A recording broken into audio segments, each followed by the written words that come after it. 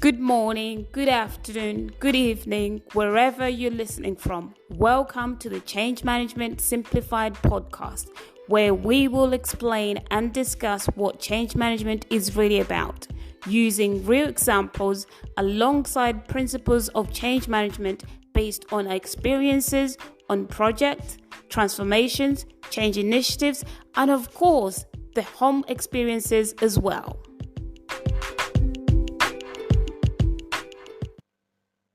Hi everyone.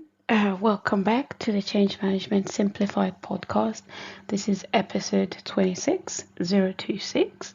And thank you. I will not stop and I will not get tired of saying thank you for listening. Thank you for subscribing. Those on Spotify, please continue to press follow, and also please press subscribe on those on YouTube as well as Apple and all the other platforms. And please like. And also, if you enjoy an episode, please add a comment. If you've got any questions you would like me to discuss from a change management perspective or leadership, all in one, please send me a message. You can just post it on the comment. I get the option, or I've set up my comments for review first before publishing, so you can always say don't publish, but here's my question, please discuss it in the coming episodes. But it's great to be back. As I mentioned in the previous episode, I was not well, and that triggered my current question that's in front of me. This is for me because it's a concern. I really got frustrated on one of the personal or normal scenario that we frequently face, and this is British Airways and Terminal 5 failed customer operating model or passenger operating model. Right. So what was the issue? The issue was we were facing delays. We faced delays for a flight, and that was with British Airways. I am going to only speak from British Airways perspective as a customer, as a passenger, because this is who I was flying with on that day. Now, the scenario we have, or the scenario that I observed, remember my discussions and frustration comes from my experience, my perspective. Now, someone else might have a different view, but I doubt that in this case. So, British Airways, from observation, they use the same cabin crew, the same cabin crew that's on the flight coming in, to mandate or cater for the to mandate the gate desk. After you've checked in and you go to your desk to your check-in gate to board. So the boarding gate. So that's what we're going to call it, the boarding gate, or the boarding point. Unfortunately, when a scenario arises like that, what we had, which was delays in the flight coming in, there was nobody, believe it or not, there was nobody from British Airways on the boarding gate or the boarding desk to actually tell us anything that's happening. So we sat there for several hours, over 2-3 hours, waiting for some sort of communication from British Airways, and there was nothing, absolutely nothing. It was silent. We were frustrated. Well, I was frustrated. A number of people were disappointed. They were getting you get people irritated. You're observing the people around you and they're getting frustrated, and understandably. But British Airways, where you are going wrong is that you are avoiding human interaction, or in a way you're trying to cut costs to make everything effective, but you cannot. You need to have more human interaction with your passengers, with your customers. They are your biggest stakeholders. They're the ones who keep you in business. So it's important that you start keeping them at core of your operating models. Regardless of the fact that you offshore services, that is not a reason to provide poor quality services to your customer. This is a simple one. We had no information, no regular updates on the screen that they usually have by the boarding desk. There was no updates at all. We only got an update to almost 2 hours later that the flight will be delayed, and we'll be flying out, I think, an hour later, on boarding an hour later or two. But that was supposed to be the departure time. We didn't get anything before that at all. Actually, I think it was the time we were supposed to be arriving at our destination. So please, British Airways, do share care of duty. You always talk about care of duty across your publications. This case, you failed. You failed miserably. So what am I suggesting? How you can easily rectify this problem, how quickly you can implement it. One, I don't know how you set up at the moment, and the handshakes between the different team. However, my suggestion is, as a quick fix, to help your customer remain calm and for them to remain like they want to come back and fly with you, have one of those individuals at the check-in desk, once that process is finished, like it had in this particular scenario, because we had all checked in time and moved to the next step, which is the onboarding step, get one of those individuals to come and mandate the onboarding desk, so that we have someone we can ask a question, who can give us updates. What's happening? Has the flight from the other destination departed? So is it, on its way? When are we flying? Give us updates. Let us know what's happening. That's all we need. That's all we care about, because we know at the end of it, if a flight is delayed, there's nothing we can do about it. We just have to sit and wait. But it's important to let us know what's happening, so we know and rearrange our meetings or our next appointments after that, because at the end of the day, we're also impacted, even though it was a short haul flight. And you feel like you don't have to pay out compensation because we didn't exceed the 3 hours as per European law, which is totally unacceptable. Maybe we should start a campaign for short haul flights. If it's delayed by an hour, that we should also be claiming compensation. It should be low, because otherwise we're suffering these consequences.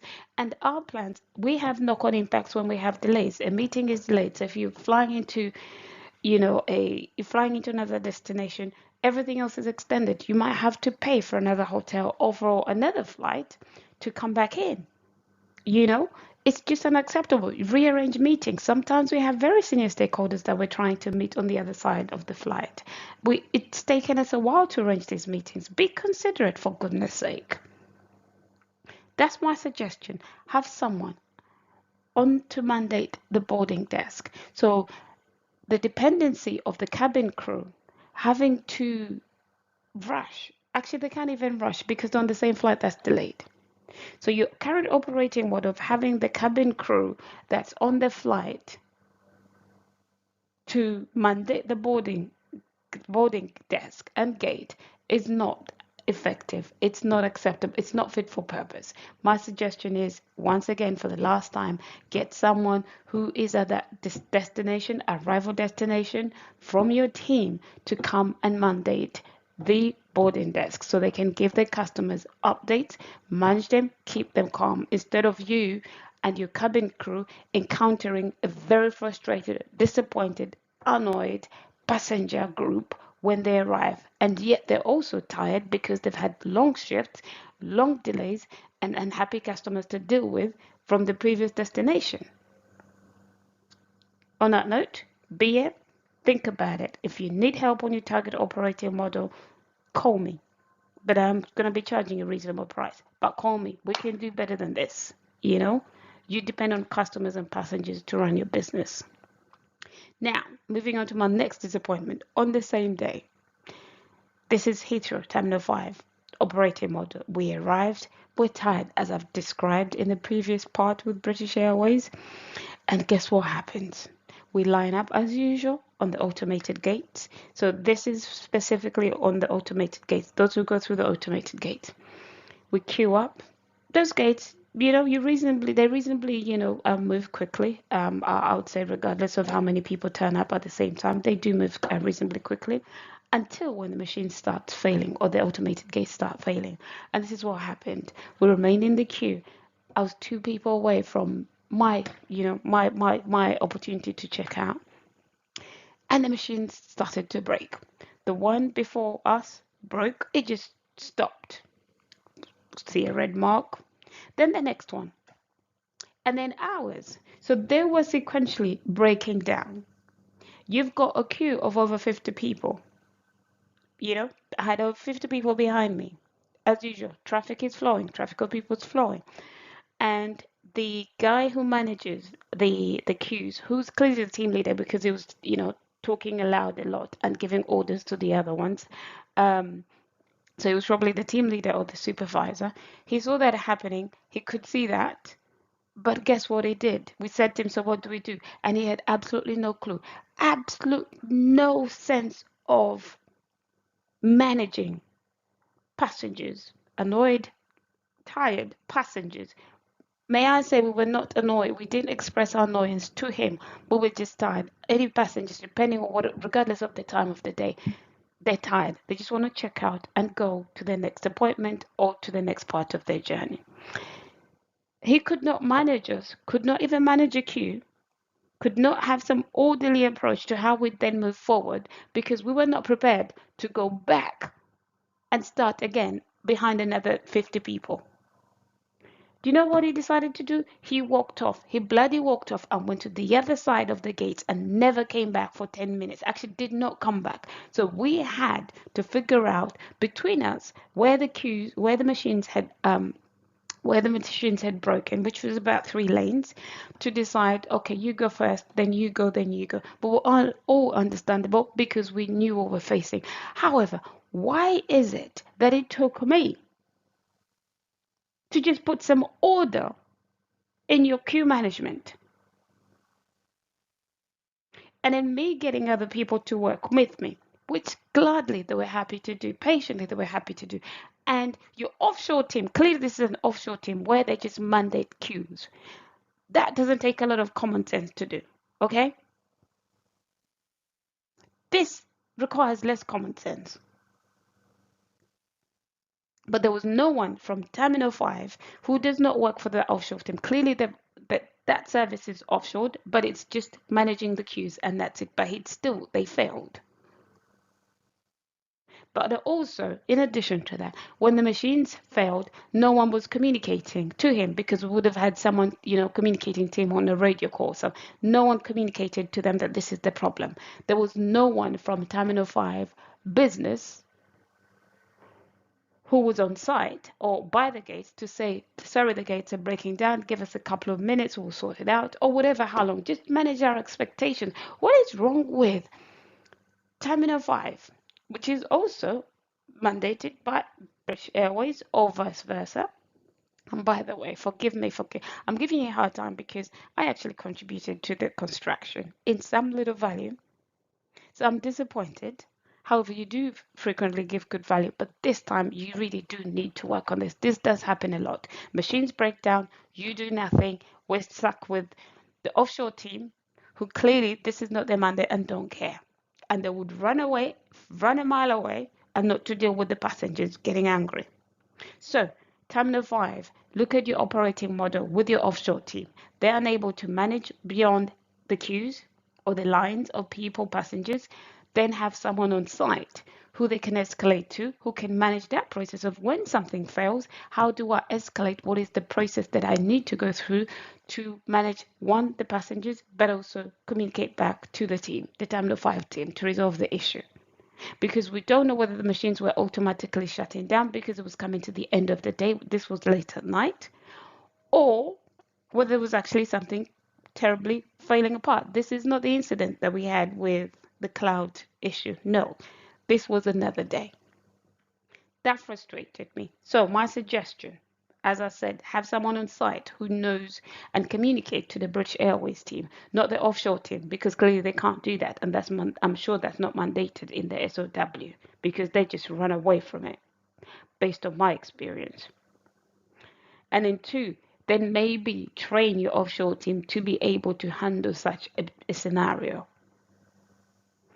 And 3, just communicate to us, please. Manage our expectations.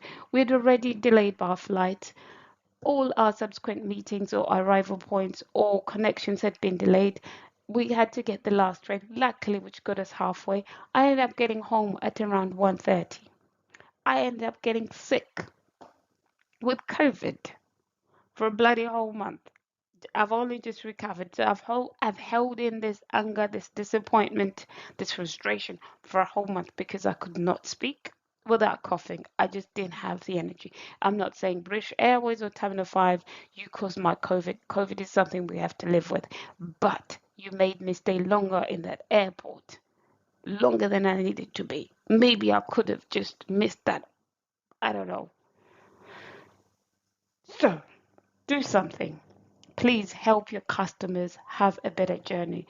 All these two companies, Terminal 5, Heathrow Terminal 5, and British Airways, you're all dependent on passengers, on customers. These are your key stakeholders.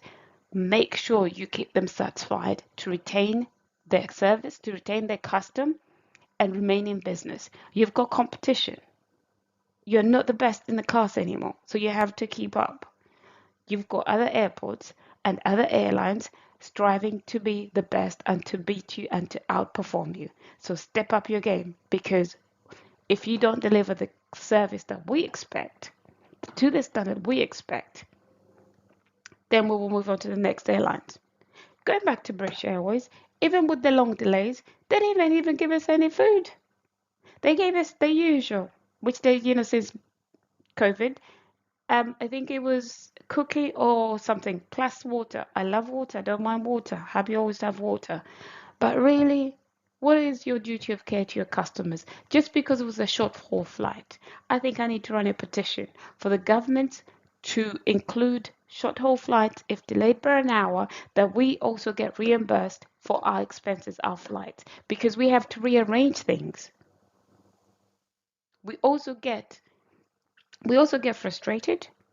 So that's what I'm going to do. We're going to start a petition for the governments to also include in their clauses or in their caveats that for short-haul flights, if it's delayed by an hour, okay, let's say an hour and a half, then they also should be compensated for their flight because of the knock-on impact that it has on our journey subsequent to that delay. It's not fair.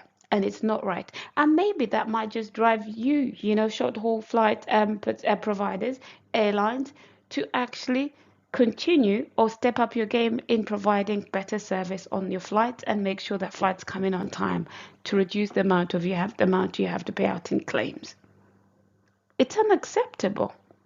No duty of care was shown. There was no BA individuals or even at Terminal 5 to help with the issues. Everyone's running away from the problem. What is the issue here? And yet you are dealing with us, the customers, keeping you in business. Step up your game. Now, on that note, I will let you go. Next week, we will go back to our normal agenda, which will be back to change management, but focusing on changing careers. I do have a discussion. Yes, a discussion, not talking to myself, with someone, talking through their journey from moving from finance to nursing, which is a very drastic change in career, but how they prepared for that change and something that they can share with you. And then also how the after that, we will also have some episodes on mental health or mental well-being at work, how companies support and do not support its employees, but also us as employees, how we handle this service. Thank you and see you next week. If you find this podcast beneficial or interesting, please press follow, like, or subscribe. Lastly, and of course, don't forget to spread the word by sharing. Thank you for listening.